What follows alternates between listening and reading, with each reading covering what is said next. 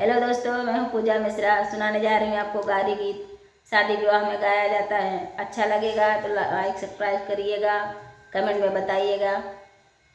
नदी किनारे हरिना बोएऊं, नदी किनारे हरिना बोएऊं, हरियर छीट रंगवने के भाई गवने के।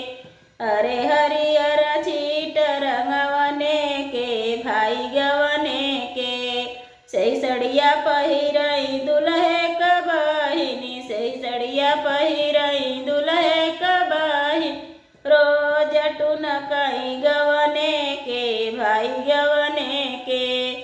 अस केहू होतई रसिया बेरसिया, अस केहू होतई रसिया बेरसिया, चली देतई संग पहुँचवने के भाई गवने के। अरे चली दे संग पहुँचवने के भाई गवने के।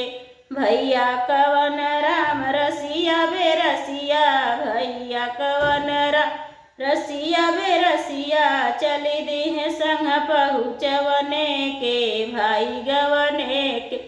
घड़ी घड़ी पे चुम्मा मांगई, घड़ी घड़ी पे चुम्मा मांगई, होई गवा लड़िका खेलवने के भाई गवने के। कवन राम खेला